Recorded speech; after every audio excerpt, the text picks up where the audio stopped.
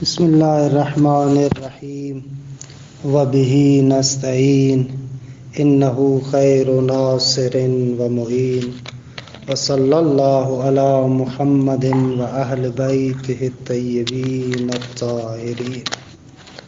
پروردگار عالم آپ تمام عزیزان کی توفیقات خیر میں اضافہ فرمائے اور خداوند قدوس آپ تمام عزیزان کو اپنے حفظ و امان میں رکھے۔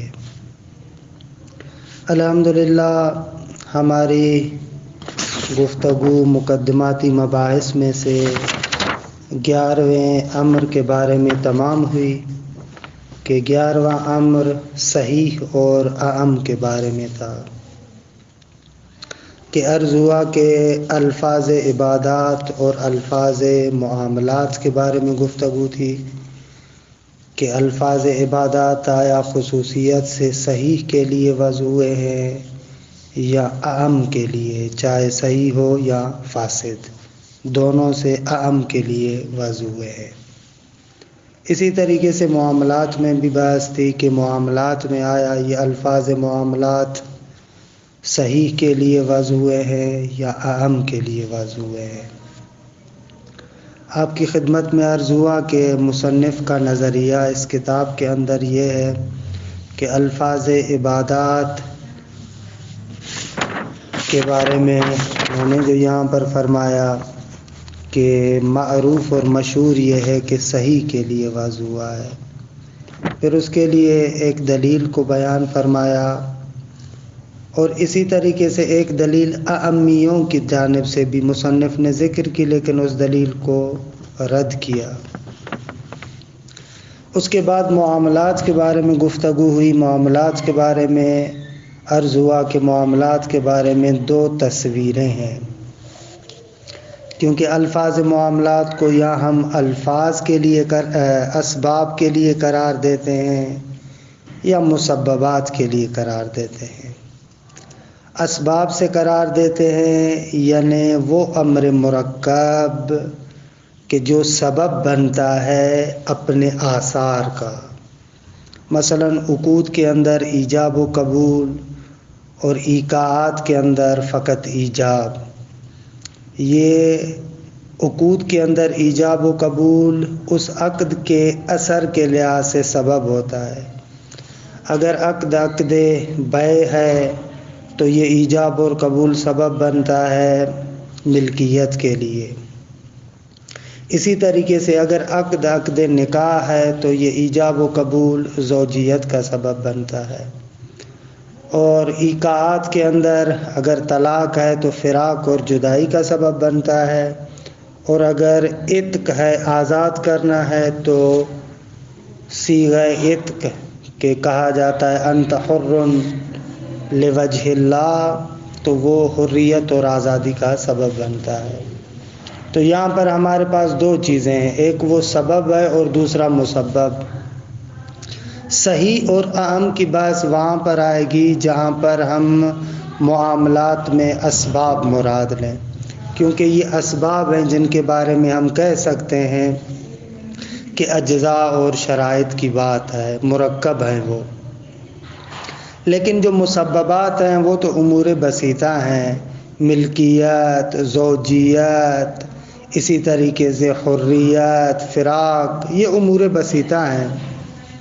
جب امور بسیطہ ہیں تو امور بسیطہ کے بارے میں یہی بات ہوگی کہ یا وہ ہیں یا نہیں ہیں، لہذا یہ صحیح اور اعم کی بحث کا موضوع ہی مفقود ہو جائے گا، کیونکہ صحیح اور اعم کی بحث کا تصور وہاں پر آتا ہے جہاں پر آپ کے سامنے ایک فاسد چیز کا تصور ہو، لیکن یہاں پر تو فاسد چیز کا تصور ہی نہیں ہے، یا ہے یا نہیں ہے۔ فاسد وہاں پر ہے کہ بعض اجزاء ہوں بعض اجزاء نہ ہوں، یا اجزاء ہوں کچھ شرائط نہ ہوں، لیکن امور بسیطہ میں تو یہ چیزیں ہی نہیں ہیں۔ لہذا معاملات میں یہ جو صحیح اور اعم کی بحث ہوگی وہاں پر ہوگی جہاں پر اسباب کے معنی میں لیں ہم۔ اسباب کیونکہ امور مرکبہ ہیں، ان میں ایجاب ہے، قبول ہے، یا فقط ایجاب ہے یا دوسرے شرائط کی بات ہے، تو وہاں پر یہ بحث ہو سکتی ہے صحیح کے لیے وضع ہوا ہے یا نہ اس کے لیے وضع ہوا ہے کہ جس معاملے کے اندر تمام اجزاء اور شرائط موجود ہوں۔ اعم کے لیے وضع ہوا ہے یعنی کیا، یعنی اسباب اور شرائط میں سے کوئی ایک آدھ اگر سبب یا شرط نہ ہو تو پھر بھی اس کو آیا کہہ سکتے ہیں یا نہیں کہہ سکتے، تو وہاں پر یہ تصویر ممکن ہے۔ یہ گزشتہ بحث کا خلاصہ تھا۔ اچھا، مصنف نے دو نقطوں کی طرف یہاں پر اشارہ نہیں فرمایا۔ ایک تو یہ کہ معاملات کے بحث کے اندر بالآخر مصنف نے قضاوت نہیں کی، قول نہیں بیان فرمائے کہ معاملات کے باب میں آیا اسباب کی بنا پر ہی صحیح کے لیے وضع ہے یا عام کے لیے ہے، تو عرض ہوا کہ ظاہراً ایسے لگتا ہے کہ وہاں پر بھی صحیح کے لیے وضع ہوا ہے، لیکن صحیح عند العرف، یہ ایک اہم مطلب ہے کہ جس کی یہاں پر وضاحت تو ناممکن ہے، آئندہ کتابوں میں انشاءاللہ اس کی وضاحت ہوگی۔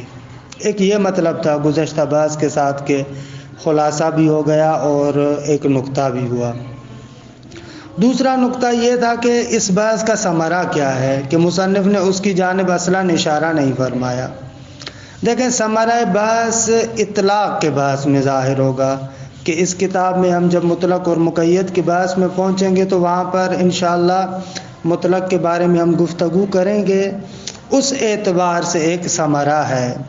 ثمرہ یہ ہے کہ اگر ہم قائل ہو جائیں کہ یہ الفاظ عبادات یا الفاظ معاملات صحیح کے لیے وضع ہوئے ہیں، تو پھر اگر کسی عبادت کے اندر یا کسی معاملے کے اندر کسی شرط کی وجہ سے ہمیں شک ہو رہا ہے، اگر اس شرط یا جز کی وجہ سے ہمیں شک ہوگا تو پھر ہم وہاں پر اس عبادت کے اطلاق سے اور اسی طریقے سے معاملے کی جو دلیل کا اطلاق ہے، عبادت کی جو دلیل کا اطلاق ہے، اس سے ہم تمسک نہیں کر سکتے۔ مثلا فرض کریں نماز ہے، نماز میں ہمیں شک ہو رہا ہے کہ نماز آیا صورت کے بغیر درست ہے یا درست نہیں ہے، تو اگر ہم صحیح کے قائل ہو گئے تو جو نماز کے دلیل کا اطلاق ہے اس سے ہم تمسک نہیں کر سکتے، کیونکہ اطلاق سے تمسک آپ اس وقت کر سکتے ہیں جب عنوان آپ کے لیے محرز ہو، اسی وقت آپ اطلاق سے تمسک کر سکتے ہیں۔ اگر عنوان آپ کے لیے محرز نہیں ہوگا تو وہاں پر آپ اطلاق سے تمسک نہیں کر سکتے۔ لیکن اگر ہم اعم کے قائل ہو گئے تو اگر جز اور شرط کے اندر ہمیں شک بھی ہو جائے اور وہ عنوان محرز ہو ہمارے لیے، کما ان کے اعم کی صورت میں عنوان محرز ہوتا ہے، وہاں پر آپ اطلاق سے تمسک کر سکتے ہیں۔ یہ بحث ہے کہ یہ اطلاق اور تقیید کی بحث کے ساتھ مربوط ہے، لہذا اس سے زیادہ یہاں پر وضاحت کرنا بھی مقصود نہیں ہے، لیکن بہت ہی اہم ثمرہ نزاع ہے، بہت ہی بہترین ثمرہ ہے کہ فقہ کے اندر اس سے بہت زیادہ استفادہ بھی کیا جاتا ہے۔ کہ بہرحال یہاں پر ہم اسی حد تک اکتفا کرتے ہیں، انشاءاللہ وارد ہوتے ہیں بعد والی بحث کے اندر۔ دوسری بحث جو ہے آج کی بحث جسے کہا جائے وہ مشتق کے بارے میں ہے۔ یہ ہمارے امور 12 گانا جو 12 امور ہم مقدمے میں ذکر کرنا چاہ رہے تھے ان میں سے یہ آخری امر ہے، اور یہ بھی نہایت اہم بحث ہے مشتق کے عنوان سے۔ علم اصول میں بہت زیادہ یہاں پر بحث ہوئی ہے کہ الحمدللہ الموجز میں بھی کافی سارے مطالب کو مصنف نے مشتق کے بحث میں ذکر کیا ہے۔ اس بحث کی درست تصویر کے لیے کہ آپ کے ذہن میں ایک اچھی تصویر آئے کہ ہم کیا بحث کرنا چاہتے ہیں، ایک مثال سے ہم بحث کا آغاز کرتے ہیں۔ اس مثال پر آپ توجہ فرمائیں کہ مصنف نے بھی یہی کام کیا ہے، پھر آہستہ آہستہ بحث میں وارد ہوتے ہیں۔ مثلا شریعت کے اندر وارد ہوا ہے کہ لا تتوضأ بالماء المسخن بالشمس، جو پانی سورج کی حرارت کی وجہ سے گرم ہو جاتا ہے اس پانی کے ساتھ وضو نہ کرو، کہ ہمارے ہاں فقہاء کا فتویٰ بھی ہے کہ مکروہ ہے اس پانی کے ساتھ وضو کرنا، کہ نہیں یہاں پر کراہت کے لیے ہے۔ یہ جو وارد ہوا ہے اذا لا تتوضأ بالماء المسخن بالشمس، کہ وہ پانی کے جو شمس اور سورج کی حرارت کی وجہ سے گرم ہوا ہے اس پانی کے ساتھ وضو نہ کریں، مکروہ ہے۔ اچھا، فرض کرتے ہیں کہ ہمارے پاس ایک پانی ہے جو پانی سورج کی حرارت کی وجہ سے، دھوپ کی وجہ سے بالکل گرم ہے۔ ابھی اگر میں اس پانی سے وضو کرنا چاہتا ہوں تو ظاہر سی بات ہے کہ یہ پانی گرم ہے، اور شریعت کہتی ہے کہ گرم پانی کے ساتھ وضو کرنا مکروہ ہے۔ البتہ گرم پانی یعنی یہ سورج کی دھوپ کی وجہ سے جو گرم ہوا ہے۔ اچھا، یہ تو روشن ہے، واضح ہے، لیکن فرض کریں ایک دوسرا فرض کہ یہ پانی سورج کی دھوپ کی وجہ سے گرم ہو گیا اور اس کے بعد اس پانی کو آپ سائے میں لے کر آتے ہیں، کچھ دیر کے بعد اس کی گرمائش ختم ہو جائے، دھوپ کی وجہ سے جو پانی گرم ہوا تھا اب وہ پانی ٹھنڈا ہو جائے، اب آیا اس پانی کے ساتھ وضو کرنا مکروہ ہے یا نہیں ہے؟ کیوں؟ پانی تو ٹھنڈا ہے۔ کوئی بندہ کہہ سکتا ہے کہ درست ہے کہ ابھی پانی ٹھنڈا ہے، لیکن یہی پانی دھوپ کی وجہ سے گرم تو ہو چکا ہے، ایک مرتبہ گرم ہوا، بعد میں یہ پانی ٹھنڈا ہوا ہے، تو اب آیا اس سے پھر وضو ہم کر سکتے ہیں یا نہیں کر سکتے؟ یہ ایک بحث ہے کہ یہاں پر ہم کیا کریں۔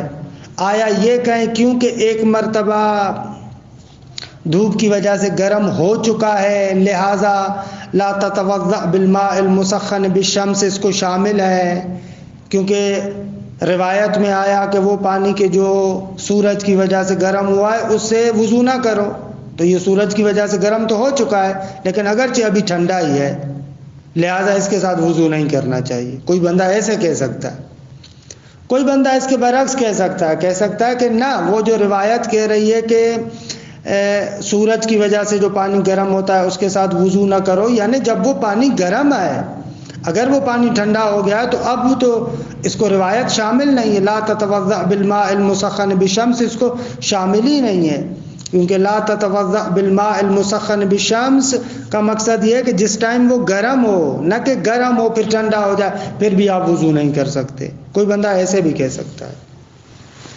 لیکن اس قسم کے مباحث کے لیے جو ریشہ بحث ہے، اصل بحث ہے، وہ یہی اصولی بحث ہے، بحث مشتق ہے۔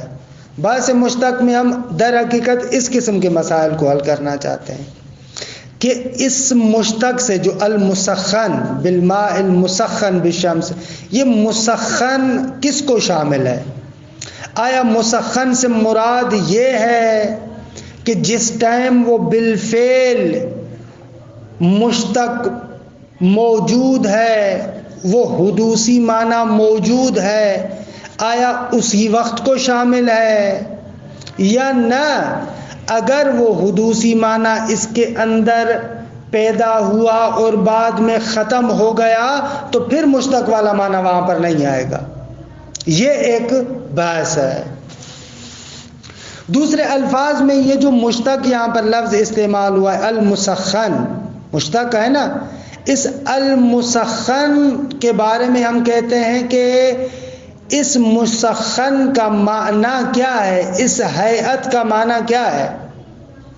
آیا یہ فقط حقیقت ہے اس صورت میں جب وہ حدوثی معنی بالفعل اس کے اندر موجود ہو، یا نہ ایک مرتبہ وجود میں آیا حدوثی معنی اور پھر ختم ہو گیا، اس صورت کو بھی شامل ہے؟ یہ بحث ہے کہ جو ہم مشتق میں مطرح کرنا چاہتے ہیں۔ انشاءاللہ اس مشتق کا معنی بھی کرتے ہیں کہ مشتق سے کیا مراد ہے، کس طریقے سے، کہ تفصیلی گفتگو ہے۔ بحث کا یہ ہے کہ میں عبارت کا ایک ٹکڑا پڑھتا ہوں، پھر آہستہ آہستہ بحث کے اندر وارد ہوتے ہیں کہ بحث میں آپ کو کیا کہنا چاہتے ہیں، کہ مقدماتی یہ گفتگو ہے۔ اس مقدماتی گفتگو میں عبارت کے اس مقدماتی حصے کی تطبیق کرتا ہوں پہلے، تاکہ ہم لوگ آہستہ آہستہ فضا میں آ جائیں، پھر انشاءاللہ گفتگو کرتے ہیں تفصیل سے۔ الامر الثانی عشر، 12واں امر، حل المشتق کو حقیقت فی خصوص المتلبس بالمبدأ بالفعل او اعم منہ و ممن قضا عنہ المبدأ. یہاں پر دو لفظ استعمال ہوئے ہیں، اس بحث کو اکثر الجھاتے ہیں، ہمارے دوستان اکثر الجھ جاتے ہیں. ایک لفظ یہاں پر استعمال ہوا ہے متلبس اور تلبس، اور ایک لفظ یہاں پر استعمال ہو رہا ہے مبدأ. ان دونوں کا معنی سمجھیں تاکہ پوری بحث روشن ہو. مبدأ اس حدوثی معنی کو کہتے ہیں. آپ نے صرف میں پڑھا ہے نا کہ مصدر حدوث پر دلالت کرتا ہے. ضربن، یہ جو ضربن مارنا ہے اس کو کہتے ہیں حدوثی معنی. جو اس حدوثی معنی کو اپنے اندر لیے ہوئے ہے اس کو کہا جاتا ہے متلبس. لبسہ ویسے لباس کے معنی میں ہے نا، تو یہاں پر ہم کہتے ہیں کہ جو یہ حدوثی معنی اپنے اندر پیدا کرے، جو اس حدوث کو اوڑھ لیتا ہے، اس کو کہتے ہیں متلبس بالمبدأ. مثال میں کہتا ہوں ضاربون، اب اس ضاربون کے اندر ایک ذات ہے مارنے والا، ایک وہ شخص ہے، ایک یہ خود ضرب ہے مارنا، درست ہے. تو اب یہاں پر جس ذات کو آپ مد نظر رکھتے ہیں زید، اسے کہا جائے گا کہ یہ زید متلبس بالمبدأ ہے. یعنی زید وہ ہے کہ جس نے اس حدوثی معنی کو اپنے اندر لیا ہے، گویا کہ اس حدوثی معنی کے لباس کو اپنے وجود پہ اوڑھ لیا ہے. اس کے لیے یہ استعمال ہوتا ہے متلبس بالمبدأ، جو اس حدوثی معنی کے ساتھ متلبس ہے، یعنی جو حدوثی معنی اپنے اندر لیے ہوئے ہے، جس نے حدوثی معنی کے لباس کو اوڑھ لیا ہے، اس کے لیے ہم کہتے ہیں متلبس بالمبدأ. اس لفظ کو اچھے طریقے سے سمجھیں کیونکہ اس کو میں بار بار استعمال کروں گا. اس پوری بحث کے اندر یہ متلبس بالمبدأ بہت زیادہ استعمال ہوگا. اگر روشن نہیں ہوا تو ایک مثال اور دیتا ہوں. مثلا میں کہتا ہوں زیدن متکلمون، زید بولنے والا ہے، تکلم کرنے والا ہے. تو اب یہاں پر ایک زید ہے، ایک تکلم ہے، اور ایک زید کا اس تکلم سے متصف ہونا ہے کہ زید بولنے والا ہے. زید جب اس تکلم کے ساتھ متصف ہوگا تو ہم کہیں گے زید متلبس بالمبدأ ہے. مبدأ یعنی وہ معنی ہے حدوثی، تکلم، بولنا، یہ ہے مبدأ. متلبس بالمبدأ یعنی اس مبدأ کے لباس کو اس نے اوڑھ لیا ہے، یعنی تکلم کے ساتھ متصف ہے، دیکھیے تکلم کے ساتھ متصف ہے. یہ مقصود ہے ہمارا. اچھا، اگر عبارت کا یہ والا حصہ سمجھ میں آ گیا تو اب عبارت کا ترجمہ یوں ہوگا: حل المشتق کو، آیا مشتق، کہ مشتق سے فی الحال آپ ذہن میں کیا رکھیں؟ ضاربون، متکلمون، یہ مشتق ہے نا جو ابتدائی طور پر آپ کے ذہن میں آتے ہیں. باقی اس کی تفصیلی تعریف انشاءاللہ بعد میں ذکر کرتے ہیں، لیکن فی الحال مشتق سے مراد یہ اسم فاعل، اسم مفعول، اس قسم کے الفاظ آپ ذہن میں رکھیں. حل المشتق کو، کیا مشتق حقیقت فی خصوص المتلبس بالمبدأ بالفعل، آیا مشتق حقیقت ہے خصوصیت سے اس چیز میں کہ جو مبدأ کے ساتھ بالفعل متلبس ہو، یعنی جس کے اندر وہ حدوثی معنی بالفعل پایا جاتا ہے، اسی کے بارے میں یہ مشتق کا لفظ استعمال کرنا حقیقت ہے یا نہ؟ او اعم منہ وممن قضا عنہ المتلبس، یا نہ حقیقت ہے کس کے لیے؟ جو اس متلبس بالمبدأ بالفعل سے اعم ہے، یعنی ایک متلبس بالمبدأ بالفعل ہے اور ایک وہ کہ وممن قضا عنہ المبدأ، اور وہ چیز کہ جس سے یہ مبدأ منقضی ہو چکا ہے، گزر چکا ہے۔ آیا اس کے لیے حقیقت ہے یا خصوصیت سے متلبس بالمبدأ کے لیے حقیقت ہے؟ دیکھیں مثال کو مد نظر رکھیں تاکہ یہ عبارت واضح ہو۔ ایک مرتبہ ہم کہتے ہیں الماء المسخن بالشمس، وہ پانی کہ جو سورج کی دھوپ کی وجہ سے گرم ہوا ہے اور ابھی تک گرم ہے۔ یہ جو ابھی تک گرم ہے اس کو کہا جائے گا متلبس بالمبدأ بالفعل، کہ جو بالفعل ابھی اسی مبدأ یعنی سخونت گرم، اس مبدأ ہونے کے ساتھ متلبس ہے، جو ابھی بھی متلبس ہے، یہ مبدأ اس کے اندر موجود ہے، اس کو کہتے ہیں متلبس بالمبدأ بالفعل، جو ابھی اسی دھوپ کے وجہ سے گرم ہے۔ دوسری مرتبہ دھوپ کی وجہ سے گرم ہوا لیکن پھر ٹھنڈا ہو گیا۔ جب یہ پانی ٹھنڈا ہو گیا تو اب اس کو کہا جائے گا کہ یہ ممن قضا عنہ المبدأ ہے، یعنی وہ چیز ہے کہ جس سے مبدأ گزر چکا ہے، ختم ہو چکا ہے، کیونکہ پہلے گرم تھا لیکن ابھی گرم نہیں ہے۔ جو ابھی گرم نہیں ہے مبدأ اس کے اندر پہلے موجود تھا لیکن اب ختم ہو چکا ہے۔ اب جب مبدأ اس سے ختم ہو چکا ہے تو اس کو کہا جاتا ہے ممن قضا عنہ المبدأ، کہ جس سے مبدأ منقضی ہو چکا ہے، گزر چکا ہے۔ روشن ہوئی عبارت کہ کیا کہنا چاہ رہے ہیں؟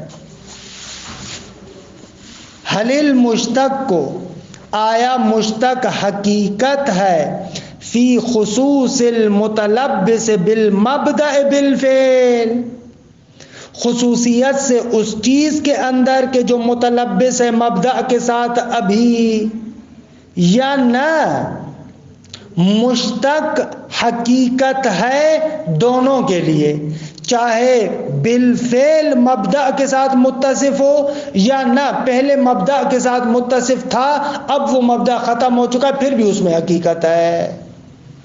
او اعم منہ وممن قضا عنہ المبدأ، من ہو یعنی المتلبس بالمبدأ بالفعل، من ہو کی ضمیر ادھر جا رہی ہے، یا نہ حقیقت ہے اعم میں کہ جو اعم ہے متلبس بالمبدأ بالفعل، وممن قضا عنہ المبدأ، اور اس سے کہ جس سے مبدأ منقضی ہو چکا ہے، ومما عطف ہو رہا ہے من ہو پر، یعنی اعم من ہو وممن قضا عنہ المبدأ۔ یہ عبارت تھوڑی سی سنگین تھی۔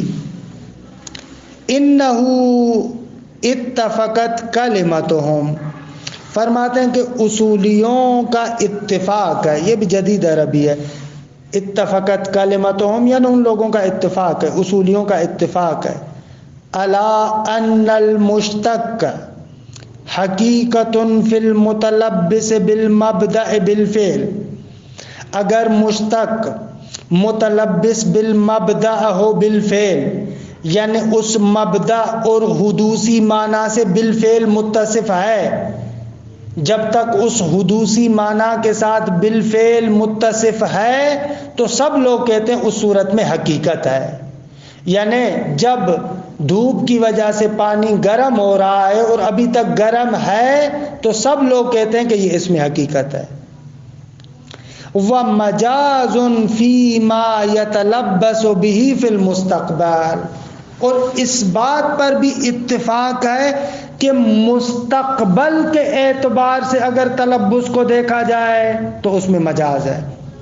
مستقبل کے اعتبار سے یعنی یہ پانی ابھی میرے پاس موجود ہے، رات ہے لیکن پانی باہر پڑا ہوا ہے، تو ابھی یہ پانی سورج کی دھوپ کی وجہ سے گرم نہیں ہے، لیکن کیونکہ رات ہے، یہ رات گزرے گی، دن نکلے گا، سورج نکلے گا، دھوپ ہوگی، گرمیوں کا موسم ہے، دھوپ کی وجہ سے یہ پانی گرم ہو جائے گا۔ تو رات کے ٹائم پر آیا اس کو ہم کہہ سکتے ہیں الماء المسخن بالشمس، علاقہ ما یعول کی وجہ سے، یعنی آئندہ زمانے میں کیونکہ یہ دھوپ کی وجہ سے گرم ہوگا تو آیا اس کو میں ابھی کہہ سکتا ہوں کہ یہ دھوپ کی وجہ سے گرم ہے؟ قطعاً نہیں کہہ سکتا، مجاز ہوگا۔ اگر آپ کہیں گے بھی تو یہ مجاز ہوگا، حقیقت تو نہیں ہے، کیونکہ ابھی تو بالفعل وہ پانی گرم نہیں ہے، آپ کہہ رہے ہیں مستقبل میں ہوگا۔ تو اس اعتبار سے تمام اصولیوں کا اتفاق ہے کہ اگر مستقبل کے اعتبار سے دیکھیں تو قطعاً مجاز ہے۔ علم یہاں سے انہو اتفقت کلمتہم علی ان المشتق حقیقت فی المتلبس بالمبدأ بالفعل، اس چیز پر اتفاق ہے کہ اگر مشتق متلبس بالمبدأ و بالفعل تو اس میں حقیقت ہے۔ ومجازون، اور اس پر بھی اتفاق ہے علی ان المشتق مجازون، کس میں مجاز ہے؟ فیما، اس صورت میں کہ یتلبس بہ فی المستقبل، کہ جب وہ مستقبل میں اس کے ساتھ متصف ہوگا، جب وہ مستقبل میں اس کے ساتھ متصف ہوگا، ابھی متصف نہیں ہے تو اس کو آپ نہیں کہہ سکتے کہ حقیقت ہے اس میں، بلکہ قطعاً مجاز ہے۔ کہ معنی بیان میں آپ نے پڑھا یہ علاقہ ما یعول ایسے ہوگا، اس کی وجہ سے مجازن آپ استعمال کرتے ہیں، یہ مجاز مرسل ہے۔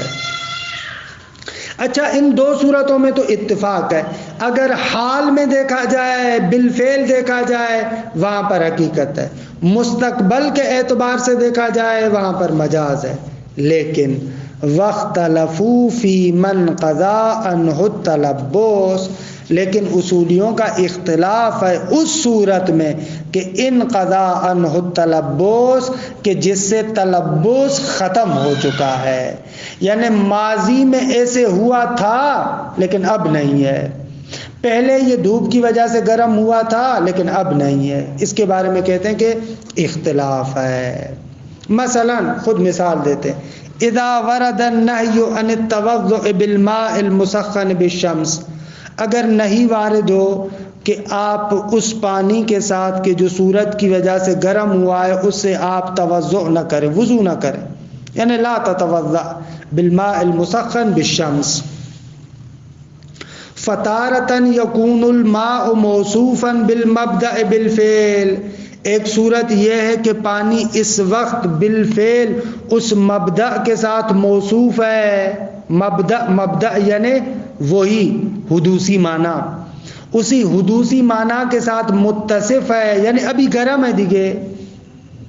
وَأُخْرَى يَكُونُ مَوْصُوفًا بِهِ فِي الْمُسْتَقْبَلِ، دوسری صورت یہ ہے کہ ابھی مبدأ کے ساتھ متصف نہیں ہے لیکن مستقبل میں متصف ہوگا، ابھی رات ہے، کل دن کے ٹائم پر مثلا فرض کریں یہ سورج کی دھوپ کی وجہ سے گرم ہوگا، مستقبل میں اس کے ساتھ متصف ہوگا۔ دو صورتیں۔ وَثَالِثَةً كَانَ مَوْصُوفًا بِهِ، تیسری صورت یہ ہے کہ اس مبدأ یعنی اس حدوثی معنی کے ساتھ متصف تھا لیکنہ زال، لیکن اس مبدأ کو اس نے ختم کر دیا، وہ مبدأ اسے زائل ہو گیا ہے، ختم ہو گیا ہے۔ وبرد الماء، اور پانی ٹھنڈا ہو گیا ہے۔ فاطلاق المشتق علی الاول حقیقت، پہلی صورت میں اس پر مشتق کا اطلاق حقیقت ہے۔ کون سی پہلی صورت؟ جب پانی مبدأ کے ساتھ متصف ہو رہا ہے بالفعل، اس صورت میں حقیقت ہے۔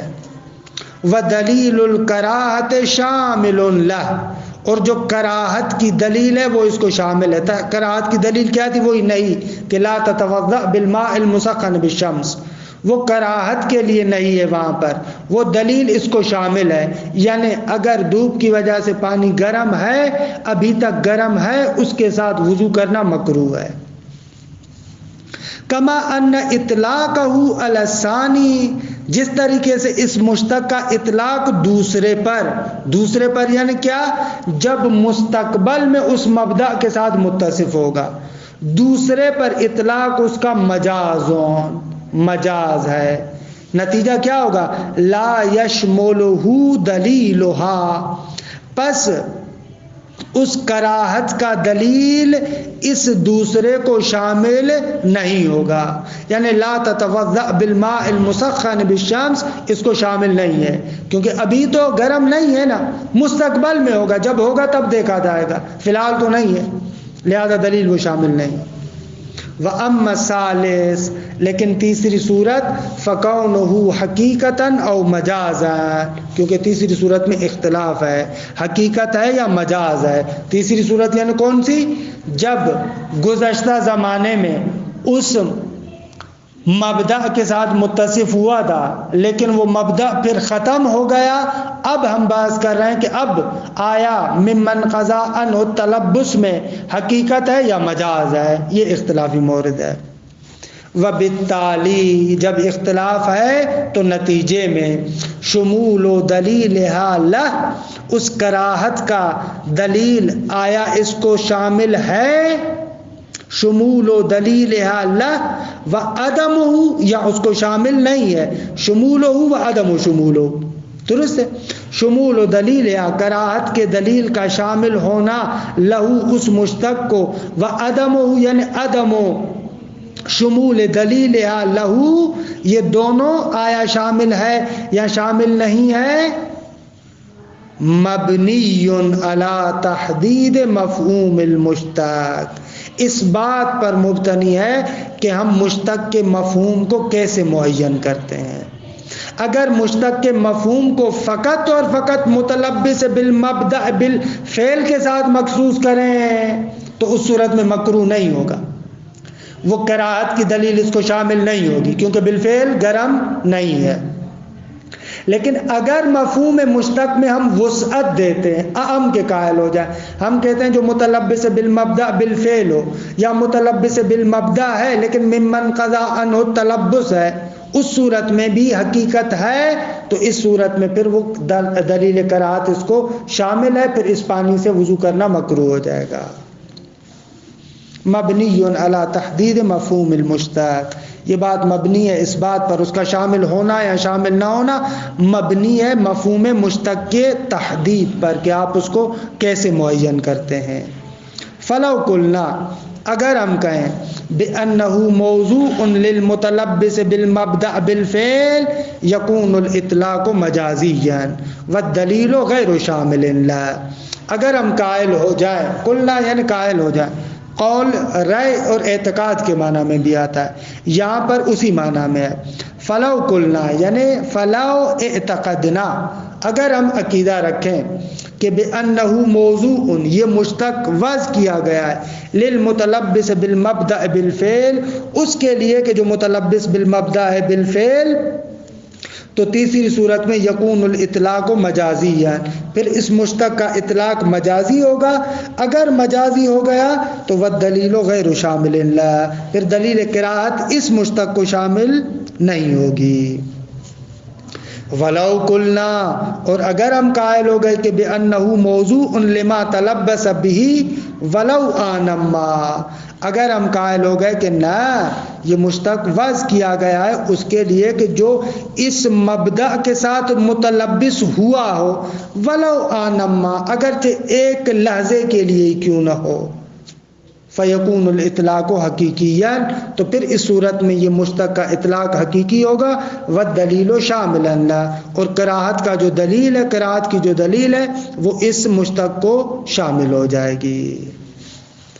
اچھا یہاں پر کیا ہے؟ والمشہور انه موضوع للمتلبس بالمبدأ للمتلبس بالفعل، مشہور قول یہ ہے کہ مشتق کو وضع کیا گیا ہے اس کے لیے کہ جو بالفعل متلبس ہو، جو بالفعل متلبس ہے اس کے لیے اس کو وضع کیا گیا ہے، لیکن ممن قضا عنہ المبدأ میں مجاز ہے. البتہ یہ مشہور جو ہم کہہ رہے ہیں یہ متاخرین کے نزدیک اس طریقے سے مشہور ہے، لیکن قدماء کے نزدیک برعکس تھا، قدماء اعم کے قائل تھے. وقبل الخوض فی المقصود نقدم امورا فرماتے ہیں کہ اصل بحث میں وارد ہونے سے پہلے چند امور کی وضاحت کرنا ضروری سمجھتے ہیں. اچھا امر اول یہ ہے کہ مشتق کسے کہتے ہیں. ہمارے پاس ایک مرتبہ ادبیات میں علم نحو میں مشتق کہتے ہیں اور ایک مرتبہ علم اصول میں مشتق کہتے ہیں. تو یہاں پر مشتق سے کیا مراد ہے اس بحث کو بیان کرتے ہیں. پھر دوسرے مرحلے میں انحاء تلبسات کو بیان کریں گے کہ مشتق کی صورت میں جو ایک ذات آ کر اس حدوثی معنی کے ساتھ متصف ہوتی ہے، یہ متصف ہونا مختلف طریقوں سے ہے، اس کے بارے میں بھی گفتگو کریں گے. دو مقدمے، اگر یہ دو مقدمے روشن ہو جائیں گے تو پھر انشاءاللہ اصل بحث میں وارد ہوں گے. لیکن بہرحال وقت گزر چکا ہے، آپ بھی تھوڑے سے تھکے ہوئے ہوں گے، لہٰذا اس بقایا بحث کو کل پہ رکھتے ہیں. صلی اللہ علی محمد و اہل بیتہ الطیبین الطاہرین.